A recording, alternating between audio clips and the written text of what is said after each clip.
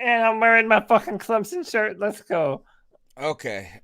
Tell everybody in the chat to migrate over to the new video. Migrate to Do the you new have a link or video. just tell Yeah, I them to just look for it? Okay. Wake up. You know what I love about this game right now is like normally Houston fans would be like, we've got to lose so we can get a better draft pick. They've traded that away, so they want to win. This team wants to win Yeah. more than anything because if they lose and then Miami gets like a that good of a draft pick because of it, oh, they're never going to be able to live that down. Okay. So we are live, hopefully, and it looks like the connection is okay. I hope. All right. C3 Panthers post-game show. The number's 252-228-5098. The Carolina Panthers have fallen now to 5-11 on the season. So look, is excellent connection. Good. All right. Now I can Yeah, much focus. better. Much better. Much better. Much better. Okay. Now I can focus. Go ahead and smash the thumbs up button. I'll give you my surgically repaired thumb as a example of what you can do. You just smash that thumbs up button and be part of the show. We're here live every Tuesday night, 9 p.m. The number is 252-228-5098. Cody Lashney in the house. Dude, we fell again. Kind of a demoralizing defeat. You said some good things should be taken out of it, though? Yeah, absolutely, man. Listen, all of our quarterbacks had such a terrible performance that it doesn't matter who our new general manager is. It's now easy for even the most basic of fans to see that the most glaring need on the Carolina Panthers roster is a quarterback. Teddy Bridgewater is who we thought he was, and he has actively regressed throughout this entire season.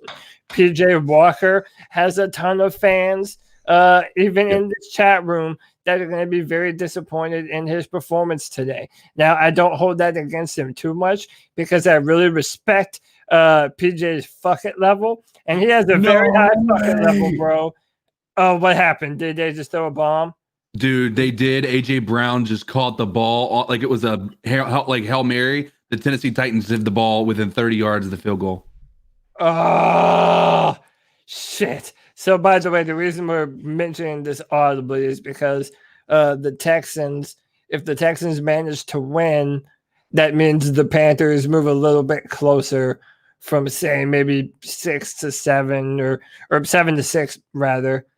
That's terrible. But yeah, Tony, listen, it's to answer your question, everyone now knows that the Carolina Panthers have to have a quarterback. From your most basic fans to everyone in the front office. I mean, it's blatantly obvious for everyone to see the Carolina Panthers do not have a quarterback. So Teddy Bridgewater was benched in this game, and they said it was his ankle, but then they bring in PJ Walker, who threw a ton of picks. Everybody, a lot of interceptions today. 5 picks on the day.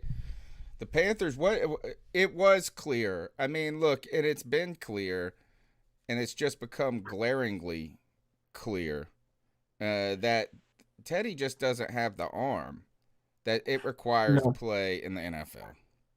No, or the balls. I mean, even when there are attempts for him to be able to throw the ball deep, he'll just miss them or he on purpose won't throw it. So he doesn't have the arm or the guts. Yeah. It just feels like he's not even like he doesn't even have fun anymore. Like he feels like he is just it feels like he has lost the passion for the game.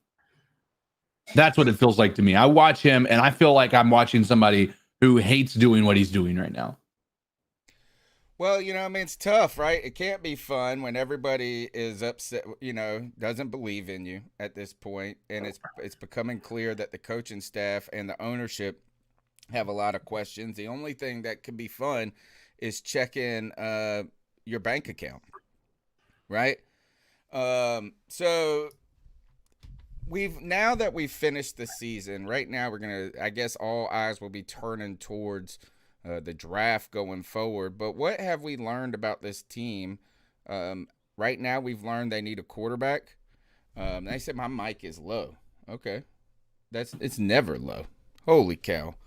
It's just cacophony of errors here on the Cacophony. C3 Panthers podcast. But what else have we learned about this team? Our defense is terrible. I mean, our defensive backfield, has a lot of holes in it, and I maintain. I've said this all year. I think this is the worst Panthers linebacker core that we've had in a decade, maybe more. I mean, it's terrible, absolutely terrible. Just how embarrassing our players don't wrap up in the secondary. There's blown coverages everywhere. Again, I still want to commend Phil Snow for the amount of pressure that he was able to make, and for the games that we've been competitive in, because it's obvious to everyone that we're dealing with a real lack of talent in our secondary. And even though we drafted all defense, this defense is not there yet. We still need more players at linebacker and in the defensive backfield. So the Titans win. Yep, so Titans won. That hurts us, right? That hurts. Yep. What does that do? Because tell me why this hurts. Now we're maintaining 8th spot right now. Well, Houston traded for Laramie Tunsil, so this their first round pick belongs to the Miami Dolphins. So now the Miami Dolphins are picking in front of us. And I don't know that they're not going to draft a quarterback. They might hang with Tua, but frankly, I wouldn't blame them if they did. We have a lot of quarterback-needy teams right in front of us. So what do we do at this point? Is this something that are we going to be able to address this season, or is the window past at this moment? Because right now, Justin Fields' stock has rebounded after his performance with against you guys, against the Clemson defense, and he looked back to form, or at least, kind of. You mean Justin Fields? Yeah. Did you say Herbert? Yeah. Oh, I said Herbert. No, I thought you said Fields. Okay. Yeah, maybe I thought maybe Justin, and I was thinking he meant Herbert. But Justin Fields, is that there was a chance where it seemed like he was slipping, and even though we got screwed out of the 3rd pick by winning last week, is that there was kind of an outside shot that maybe some people would be hesitant about him, and maybe you'd have the guts to take it despite kind of a slow end to the 2020 season for him. But his stock is rebounded, and you got to wonder, has that shaken up the QB order at all, Cody, in your mind, or is it just... Yeah, absolutely. And he still has an opportunity to further it. If he has a good performance against Nick Saban and the Alabama defense in the national championship, yeah, you're already going to hear the hot takes of, oh, should Justin Fields be the number 1 quarterback in the draft over Trevor Lawrence? And by the way, now the hot take rumor mill is that former Ohio State coach Urban Meyer is being talked about as being the new head coach for the Jacksonville Jaguars. Now, really? That's interesting for a few different reasons, because he has ties to both Trevor Lawrence and Justin Fields. He's been very complimentary of Trevor Lawrence. He saw what they did to Ohio State last year, and he knows Justin Fields very well. And Justin Fields, threw 6 touchdowns against the Brent Venables defense. He heard all the criticism. He took it to heart, and he looks like a number 2 overall player in the draft, in my opinion. The problem is after Cincinnati, then you have teams like Atlanta, teams like the Miami Dolphins, the Detroit Lions, who now all the rumors are saying that they're going to move on from Matthew Stafford. So, yeah, man, it really hurt us winning against the Washington football team. That was, for as much as it was beneficial for the culture, whatever the fuck that means, it really did set us back a long way.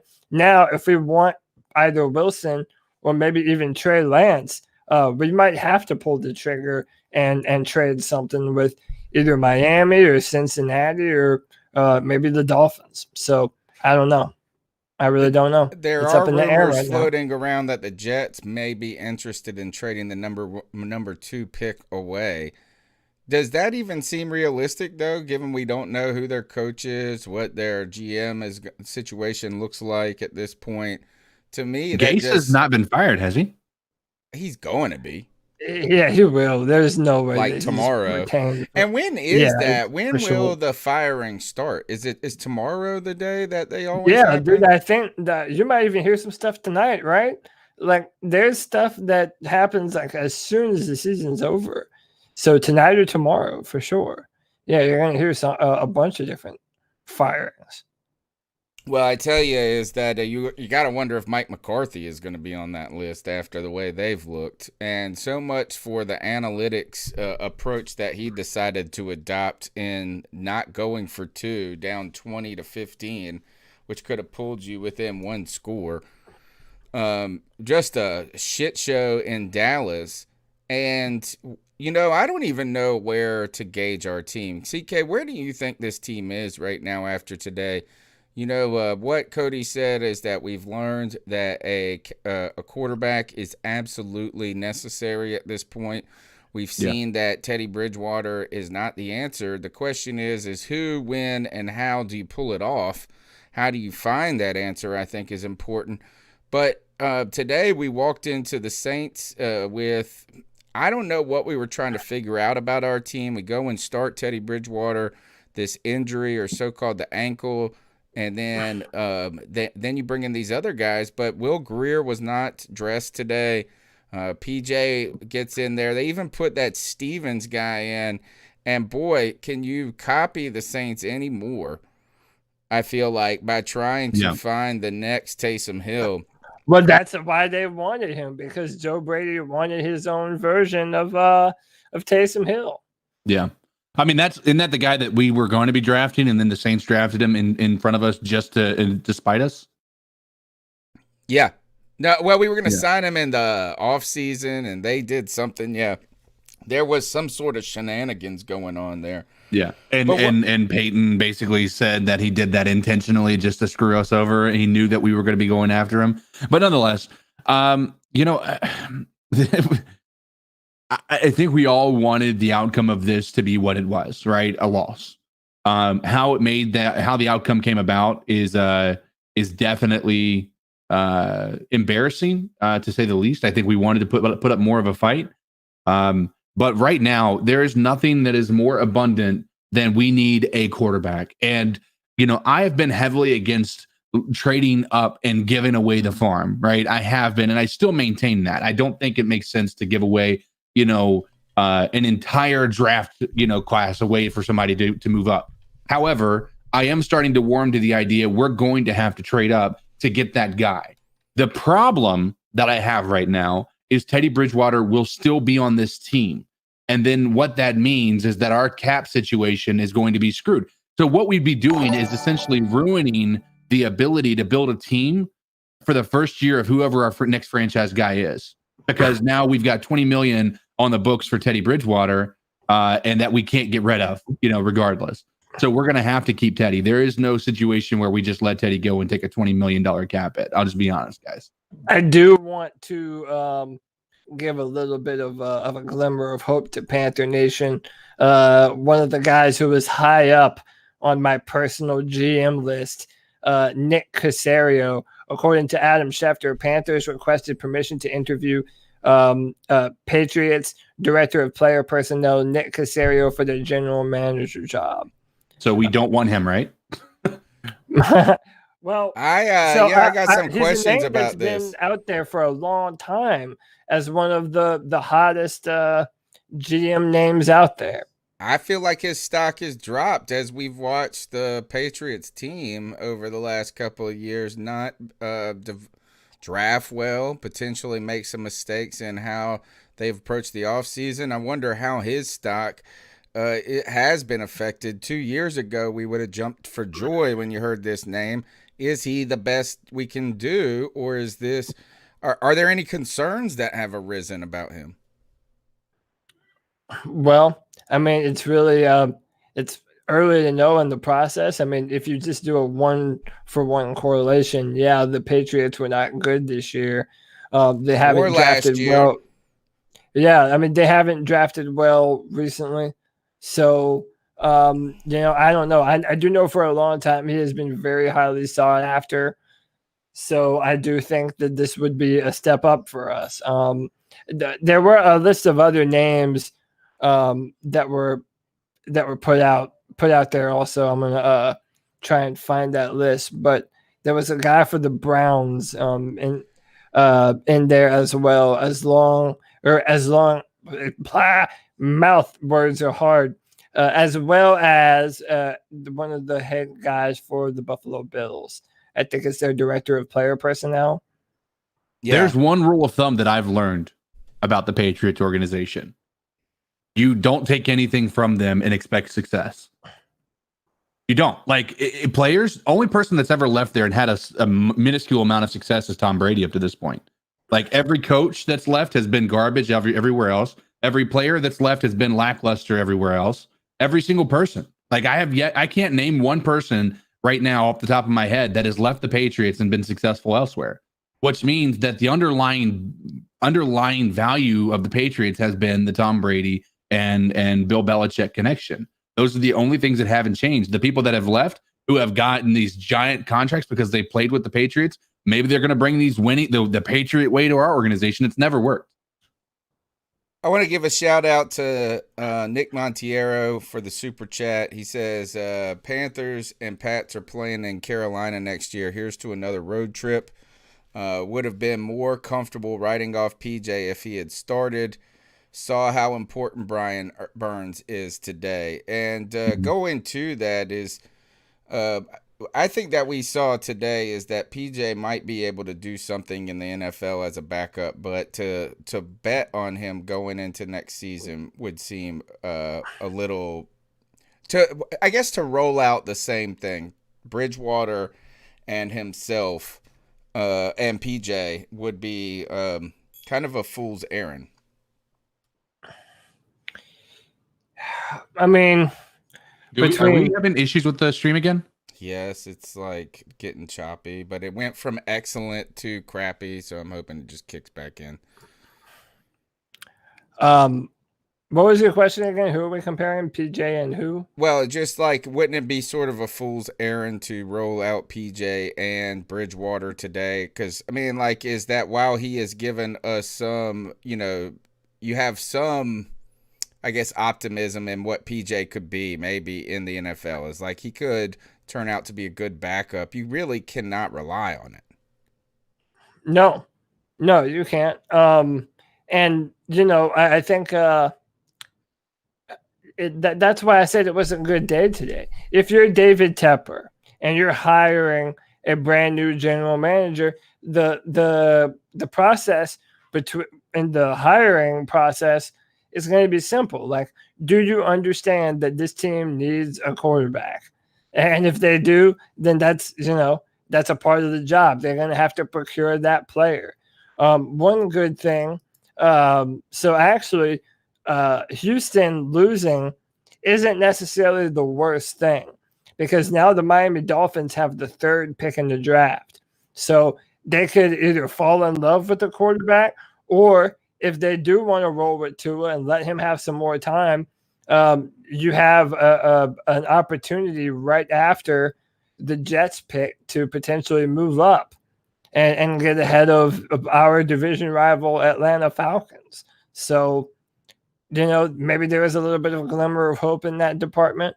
But, I mean, Tony, did you think a casual fan will look at this team's performance and say, oh, yeah, Bridgewater can do it. We just need to put a little more pieces around him? Like, it's a problem. It's visible. Yeah, I think that I agree is that, and it's been visible for a while, right? It's just it's just now it's just so apparent. There's no denying it at this point. Yes. So the stream is laggy. Let's go ahead and get into the calls. The number's 252-228-5098, and hopefully we'll get a little luck here with the stream catch him back up here. 252-228-5098. Hey guys, Joey again. Hallelujah! They put PJ Walker in finally. I mean,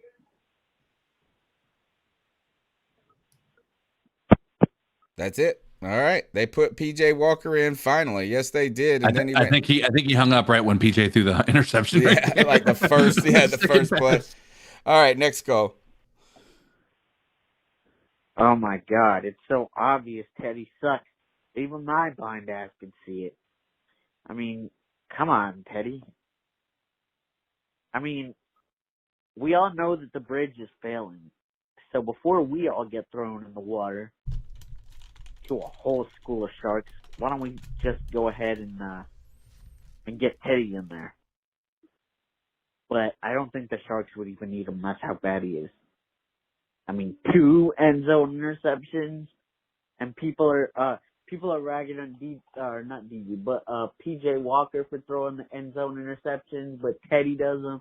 I wonder what people are gonna say about Teddy doing them. You'd probably have those apologists, probably have Brandon Herbert. Like, you don't know nothing about football, and the receiver was this, and the receiver was that, and shut up, Brandon Herbert. I mean, the reason you don't start your own podcast is because no one will listen to it. But, jeez. Anyway, my God, we lose this game, I know Cody will be happy. I mean, it won't mess up our draft pick any farther, but my God. Can we make up an injury week 1 for Teddy so PJ Walker can start right then? Like, what can we do? Like, we're gonna need Tepper to pull something off. This is just terrible. Anyway, guys, keep pounding Teddy out of town. Anyway, wow. All right, let's go on with the next call. I'm gonna go kick my kids off of every internet device. Podcast brothers, how y'all doing?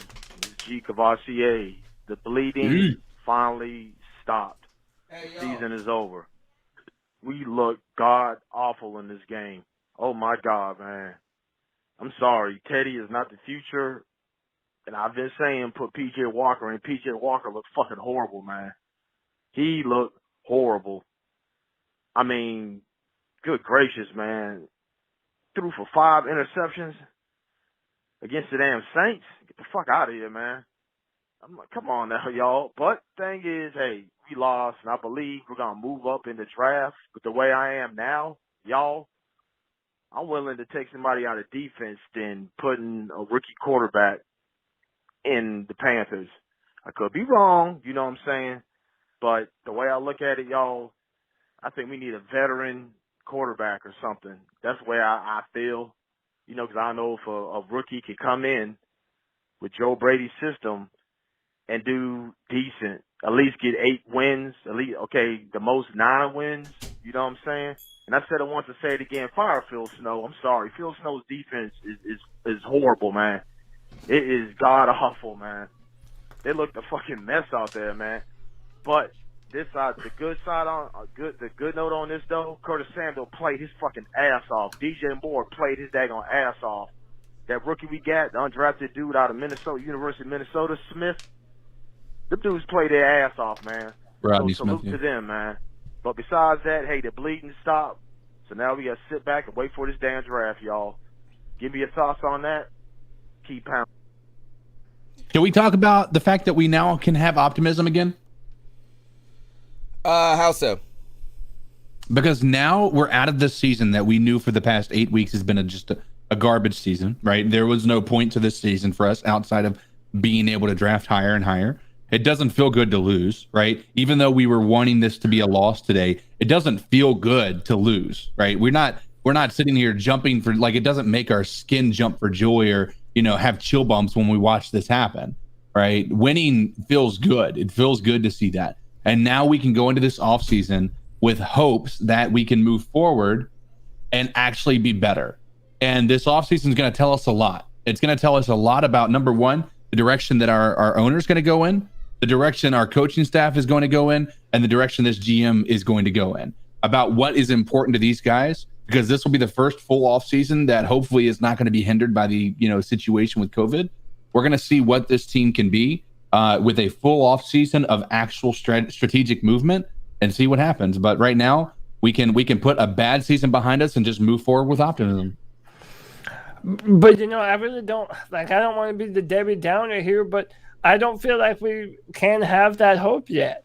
I mean, yes, the season is over, but man, it's like, dude, I feel like we still have that potential to be in purgatory and have this perpetual mediocrity that surrounds us. And the reason why I fear that is because this is our options going forward.